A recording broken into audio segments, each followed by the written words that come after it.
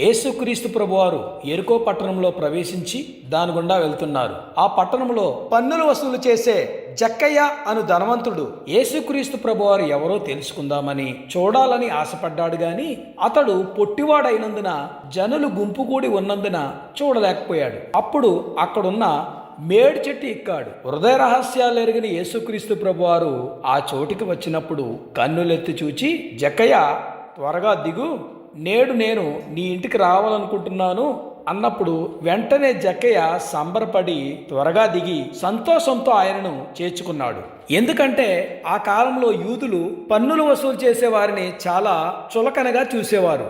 ఎందుకంటే వారు వసూలు చేయవలసిన పన్ను కంటే ఎక్కువ వసూలు చేసేవారు.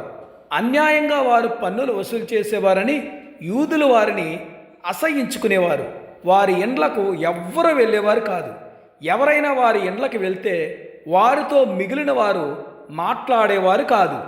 అటువంటి జక్కయ్య ఇంటికి యేసుక్రీస్తు ప్రభువారు నేను నీ ఇంటికి వస్తానని చెప్పగానే పట్టరాని సంతోషం కలిగింది జక్కయ్యకి.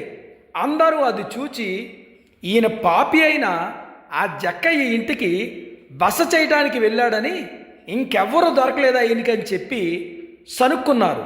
అప్పుడు జక్కయ్య తాను చేసిన తప్పు ఏంటో గ్రహించి దానిని సరిదిద్దుకోవాలని, నా ఆస్తులో సగం బీదలకిస్తాను, నేను ఎవరి దగ్గర అయితే అన్యాయంగా తీసుకున్నానో వారికి 4 మరలా చెల్లిస్తానని ప్రభువుతో అన్నాడు.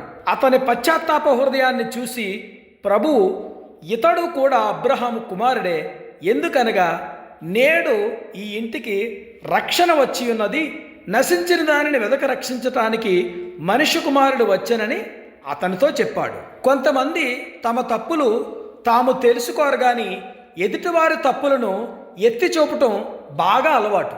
అటువంటి గుంపులో శాస్త్రులు పరిసయ్యులు కూడా ఉన్నారు. అలాగే ఈ దినాల్లో కూడా కొంతమంది ఉన్నారు. ఎదుటివారి తప్పులు ఎత్తి చూపటం కన్నా తమలో ఉన్న తప్పులు తెలుసుకుని పశ్చాత్తాపపడటం ఎంతో మేలు. అందుకే ప్రభువు రోగము వచ్చిన వారికి మాత్రమే వైద్యుడు అవసరం కానీ ఆరోగ్యవంతులకు వైద్యుడు అవసరం లేదు, అలాగే నేను నీతిమంతుల కొరకు రాలేదు, పాపుల కొరకు వచ్చానని చెప్పారు. అందరూ ద్వేషించిన జక్కయ్య ఇంటికి ప్రభు వచ్చినప్పుడు అతని జీవితం మార్చుకున్నాడు. లోకస్తులు, బంధువులు, స్నేహితులు నిన్ను ద్వేషించినా కానీ ప్రభు నిన్ను ఎప్పుడూ కూడా ప్రేమిస్తూనే ఉంటాడు. నదులు ఎండినా, సెలయేర్లు మూతబడినా, మహాసముద్రాలు ఇంకిపోయినా కానీ మన యేసుక్రీస్తు ప్రభువారి ప్రేమ ఎప్పుడూ ప్రవహిస్తూనే ఉంటుంది.